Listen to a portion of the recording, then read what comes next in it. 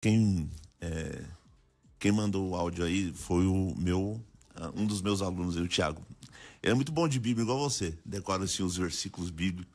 Ele é top nessa questão. Lembrando, eu falei ainda hoje, existe uma revelação progressiva. Se existe uma revelação progressiva, Deus se comunicou progressivamente. Ele falando dele que ele é um Deus único. Que nós entramos aqui num acordo. Só existe um Deus. Uhum. Existe uma falácia na internet que as pessoas ficam falando assim, não, o trinitário acredita em 3 deuses. Não, isso é um absurdo, isso é uma falácia. O cristianismo, a fé ortodoxa acredita em um único Deus. Só que esse único Deus, em sua substância, no seu ser mais íntimo, no seu âmago, há uma relação de Pai, Filho e Espírito Santo. Então ele é um único Deus. E ele é o primeiro e o último. No Novo Testamento vai falar a mesma coisa. No Apocalipse, para não ficar só nas minhas palavras, porque eu não gosto de, eu acho, eu penso, eu não gosto de achismo. Eu sou professor acadêmico, então eu tenho que manter o meu currículo, né? Richard Dawkins, um grande especialista no Novo Testamento, exegeta, um dos seus livrinhos foi lançado sobre Apocalipse.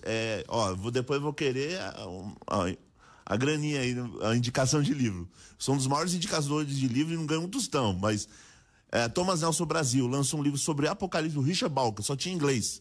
Essa obra é top, vale muito a pena. Quem for meu aluno, comprem o Richard Dawkins, Apocalipse. No comentário da teologia do Apocalipse, ou seja, extraindo a mensagem de Deus do Apocalipse, que é uma literatura muito complicada, você nunca pode sempre ou pegar muito metaforicamente ou muito literalmente. Tem que fazer exegese com muito cuidado, porque é literatura apocalíptica. E literatura apocalíptica é complicadíssimo.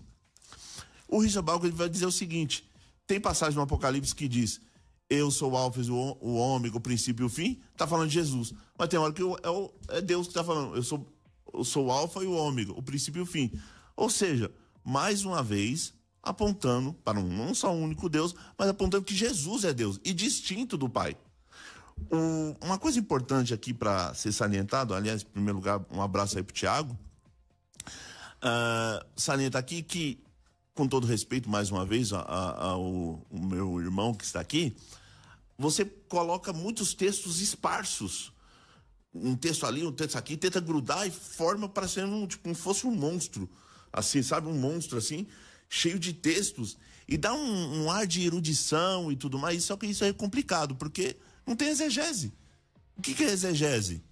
De forma bem grossa, bem resumida. Você vai olhar o texto, você vai olhar dentro do seu contexto. O texto próximo é versículos antes, versículos depois, a perícope. E depois você vai olhar a gramática, depois você vai olhar...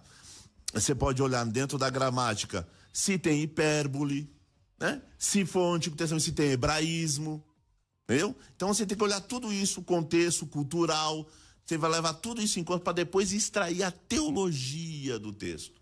Ou seja, a mensagem teológica do texto, que é aquilo que entra numa matéria chamada Teologia do Novo Testamento, se for o Antigo, Teologia do Antigo Testamento. Então, assim, você não faz exegese, então você colocando um monte de versículo. A maioria dos textos que você mencionou são textos clássicos que a fé cristã professa. Perfeito. Vou dar um exemplo, eu não sei se você mensurou, mas eu vou colocar aqui em pauta. Quando Jesus tem a sua ressurreição, o Tomé duvida, falou: não creio não. Lembrando, nós estamos num contexto judaico. É um absurdo que um homem se identifique como o próprio Deus. Jesus fez isso várias vezes, como o próprio Deus. E isso aí é muito bom para vocês unicistas, né? É uma ferramenta assim que você fica até vibrando. Porque tem uma hora que o Jesus fala assim: antes de Abraão existisse, eu sou, né? Verbo em mim, você que é bom de grego, né? Verbo em mim, né? Aí, apontando para o eu sou o que sou, que a Septuaginta traduz, né? Com o eu sou o que sou, né? Você que são bom de grego. Olha que interessante. Por que ele foi crucificado? Os teólogos da libertação vão falar: não, ele foi crucificado porque ele era um agente político. Porque ele foi crucificado porque várias vezes se identificou com o próprio Deus. Por quê? Porque era um absurdo para um judeu o camarada se identificar com o próprio Deus. E dentro de um contexto judaico, Jesus ressuscita, ele sendo judeu, morre, ressuscita. E o Tomé falando, não acredito nisso não. Quando Jesus se apresenta para ele, ó, tá aqui minha chaga, tá aqui meu encostado, e ele toca e tudo mais, ele cai em adoração e diz, Deus meu e meu Deus. Sabe quando que isso aconteceria num contexto judaico, olhando para um homem? Nunca. Eu digo para você, nunca. Então, todos esses textos que Jesus se apresenta como Deus, ainda que para vocês unicis são ferramentas cruciais, mas são ferramentas usadas, textos base usados pela fé cristã ao longo da história para dizer que Jesus se identificou como o próprio Deus em seu ministério. Então, assim, mais uma vez, eu falo com todo respeito, não é nada pessoal, é um embate de ideias aqui, né? É um embate de ideias. Mas, assim, o grande problema que nós temos que colocar é o seguinte: o que a fé cristã acredita? Não são três deuses, não é um monstro de três cabeças. A fé cristã também não gosta muito de analogias. As analogias são perigosíssimas, porque ela pode pender ou para o modalismo, né? Como os ensina, né? Uma hora aparece com uma máscara de pai, outra máscara de filho, outra hora máscara de Espírito Santo. Ou três deuses, triteísmo, e assim por diante. A fé cristã acredita num único Deus, vivo e verdadeiro, mas que em seu ser mais íntimo há Pai, Filho e Espírito Santo. Como que a gente percebe isso? Através da revelação que ele fez. Quando? No Antigo e principalmente de forma plena no Novo Testamento. Tá bom?